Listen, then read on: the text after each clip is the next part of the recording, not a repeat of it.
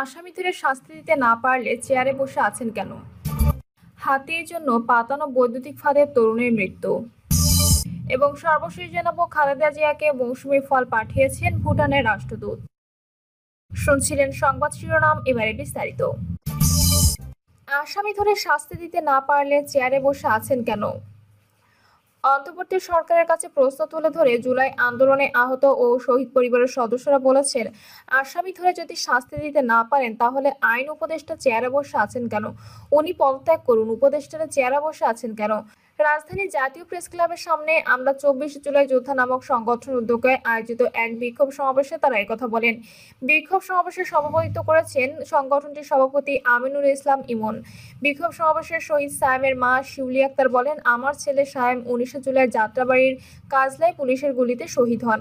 বর্তমানে 1 বছরের বেশি সময় হয়ে গেছে, কিন্তু পুলিশ যে আমার ছেলেকে হত্যা করেছে এর কোনো বিচার আমরা পাইনি। আমরা বিচারের জন্য রাজপথে ঘুরছি, কিন্তু বিচার পাই না। অন্তর্বর্তীকালীন সরকারের কাছে প্রশ্ন তুলে ধরে তিনি বলেন, আপনারা কি করেছেন? আমাদের ছেলেদের যারা হত্যা করেছে তাদের ধরে কেন ছেড়ে দেওয়া হচ্ছে? আসামি ধরে যদি শাস্তি দিতে না পারেন তাহলে আইন উপদেষ্টা চেয়ারে বসে আছেন কেন? উনি পদত্যাগ করুক। উপদেষ্টারা চেয়ারে বসে আছেন কেন? আমরা যে সন্তানহারা হয়েছি সেটা কি উপদেষ্টারা বুঝতেছেন না? আমরা কেন এখন বিচার চাইবো? বিচার চাওয়ার জন্য তো আমাদের ছেলেরা দেশ স্বাধীন করেনি। আহত শারমিন আক্তার বলেন, আমরা ক্ষমতায় যাওয়ার জন্য যুদ্ধ করিনি, দেশকে পরিবর্তনের জন্য যুদ্ধ করেছি। ইতিমধ্যে 1 বছর পার হয়ে গেছে, আমরা না পেয়েছি নিজেদের স্বাধীনতা, না পেয়েছি অধিকার। আমাদের ভাইয়েরা এখনো হাসপাতালে কাতরাচ্ছে, ওদিকে ফ্যাসিস্টরা দেশ ছেড়ে পালিয়েছে। আমাদের আর্তনাদ আপনাদের কান পর্যন্ত পৌঁছাচ্ছে না। আপনাদের কি আরো রক্ত চাই? যারা এদেশে ঊর্ধ্বতন কর্মকর্তা আছেন তাদের মনে হয় আরো রক্ত চাই। তিনি বলেন, আমরা জুলাই সনদ চেয়েছি, কিন্তু আমরা কি শুধু নিজেদের জন্য এই সনদ চেয়েছি? জুলাই সনদ শুধু একটি সনদ নয়, এটি দেশের 18 কোটি মানুষের মুক্তির সনদ। আশা করি জুলাই সনদ নিয়ে কোনো টালবাহানা করবেন না। এসি রুমে এবং বিলাসবহুল বাড়িতে বসে আপনারা কোনো সিদ্ধান্ত বা নীতিমালা দিয়েন না। আপনারা ওই সমস্ত পরিবারের কাছে যান যারা হারিয়েছে তাদের পরিবারের একমাত্র উপার্জনক্ষম ব্যক্তি, যারা তাদের পরিবারের একমাত্র সন্তানকে হারিয়েছে। আপনারা ওই সমস্ত পরিবারের কাছে যান যে শিশু জন্মের আগে তার পিতাকে হারিয়েছে। সেই পরিবারের কাছে যান, তাদের আর্তনাদ আগে দেখেন, এরপরে আপনারা সিদ্ধান্ত নেন। ফ্যাসিস্টদের দোসরদের উদ্দেশ্য করে তিনি বলেন, যদি মনে করেন আবারও ফিরে আসবেন তাহলে দ্বিতীয়বার পালানোর রাস্তা পাবেন না। মুক্তিযুদ্ধ মন্ত্রণালয়ের দৃষ্টি আকর্ষণ করে তিনি বলেন, আপনারা কি ফ্যাসিবাদী মতাদর্শে এখনো নিজেদের কার্যক্রম চালাচ্ছেন? আপনারা আমাদের ন্যায্য অধিকার দেন, আমাদেরকে হয়রানি কইরেন না। আমরা বিভিন্ন তথ্য মন্ত্রণালয়ে বারবার জমা দিই, কিন্তু আমাদের তথ্য ঠিকমতো সাবমিট করা হয় না। প্রয়োজনে আপনারা সিস্টেম পরিবর্তন করেন, তারপরও আমাদের হয়রানি কইরেন না। আহত সাইমান শাহাদাত বলেন, আমাদের জুলাই যোদ্ধাদের চিকিৎসা নিশ্চিত করতে হবে, আহত এবং শহীদদের পুনর্বাসন করতে হবে। আসামিরা কেন বাইরে ঘুরে বেড়ায় এটা আমরা জানতে চাই। যেসব পুলিশ জুলাই যোদ্ধাদের বিরুদ্ধে মামলা দিয়েছে আমরা এর প্রতিকার এবং প্রত্যাহার চাই। খালেদা জিয়াকে মৌসুমী ফল পাঠিয়েছেন ভুটানের রাষ্ট্রদূত। বিএনপি চেয়ারপারসন ও সাবেক প্রধানমন্ত্রী দেশনেত্রী বেগম খালেদা জিয়ার জন্য ভুটানের মৌসুমী ফল পাঠিয়েছেন বাংলাদেশে নিযুক্ত ভুটানের রাষ্ট্রদূত দাসো কারমা হামুদর্জি। গুলশানস্থ বিএনপি চেয়ারপারসনের কার্যালয়ে সোমবার সন্ধ্যায় রাষ্ট্রদূতের পাঠানো মৌসুমী ফল গ্রহণ করেন দলের জাতীয় স্থায়ী কমিটির সদস্য ডক্টর আব্দুল মঈন খান। বিএনপি মিডিয়া সেলের সদস্য শাহরুল কবির খান এ তথ্য জানিয়েছেন। ভারতে 1200 টন ইলিশ রপ্তানির সিদ্ধান্ত, প্রতি কেজির দাম 1521 টাকা। আসন্ন দুর্গাপূজা উপলক্ষে ভারতে 1200 মেট্রিক টন ইলিশ মাছ শর্ত সাপেক্ষে রপ্তানি নীতিগত সিদ্ধান্ত নিয়েছে সরকার। সোমবার বাণিজ্য মন্ত্রণালয়ের রপ্তানি 2 শাখার উপসচিব SHM মাকফুরুল হাসান আব্বাসী স্বাক্ষরিত বিজ্ঞপ্তিতে তথ্য জানানো হয়েছে।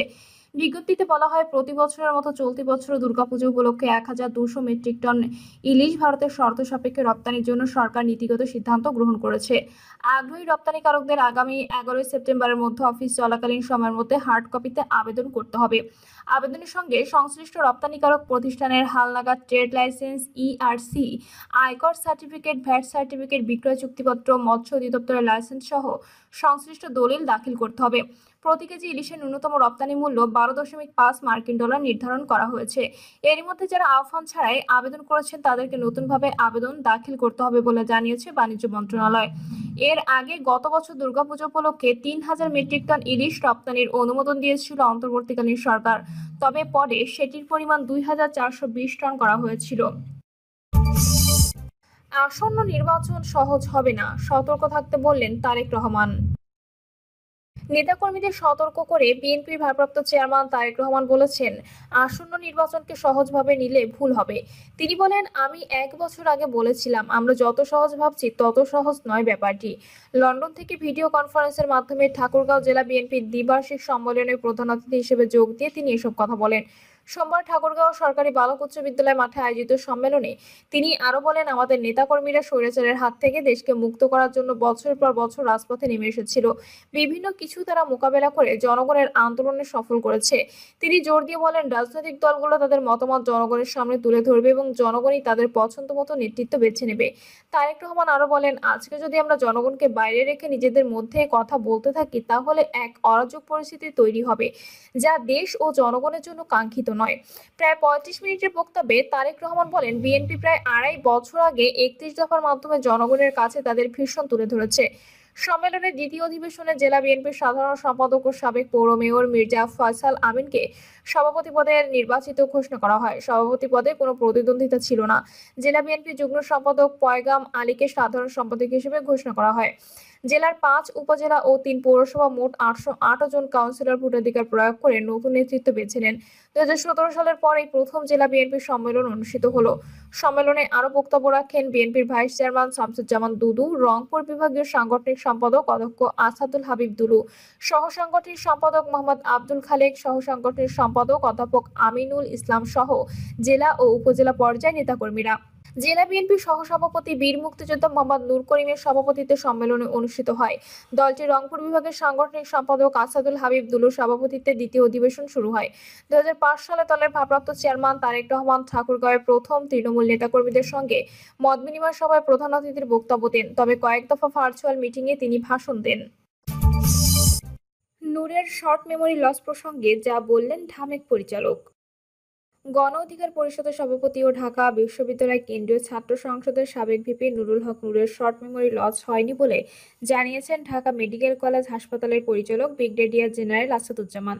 তিনি জানান, এই ধরনের আঘাতে মেমোরি লস হওয়ার সম্ভাবনা নেই। দুপুরে ঢামেক প্রশাসনিক কার্যালয়ে এক সংবাদ সম্মেলনে ঢামেক পরিচালক এসব কথা বলেন। ব্রিগেডিয়ার জেনারেল আসাদুজ্জামান বলেন, নূর প্রথম দিন যখন হাসপাতালে ভর্তি হন তখনই তাকে জরুরি বিভাগ থেকে নিবিড় পরিচর্যা কেন্দ্রে স্থানান্তর করা হয়। পরবর্তীতে তাকে আইসিইউতে রাখা হয় এবং সেখানে চিকিৎসাধীন ছিলেন। চিকিৎসকদের গঠিত 6 সদস্যের মেডিকেল বোর্ড তার শারীরিক অবস্থা পর্যবেক্ষণ করে। বোর্ডের পরামর্শ অনুযায়ী সব ধরনের পরীক্ষা নিরীক্ষা ও চিকিৎসা কার্যক্রম চালানো হয়। ধীরে ধীরে শারীরিক অবস্থার উন্নতি হওয়ায় তাকে আইসিইউ থেকে কেবিনে স্থানান্তর করা হয়। বর্তমানে তিনি মোটামুটি স্থিতিশীল আছেন এবং তার শারীরিক অবস্থা ক্রমান্বয়ে উন্নতি হচ্ছে। তিনি আরো জানান, নূরের নাকের হাড় ভাঙার কারণে মাঝে মাঝে রক্তপাত হচ্ছে। এ ধরনের ব্লিডিং কয়েকদিন চলতে পারে, তবে এ নিয়ে ভয়ের কিছু নেই। তার নাকে 3টি আঘাত রয়েছে, কিন্তু হাড়গুলো ডিসপ্লেস হয়নি, অর্থাৎ পজিশনে আছে।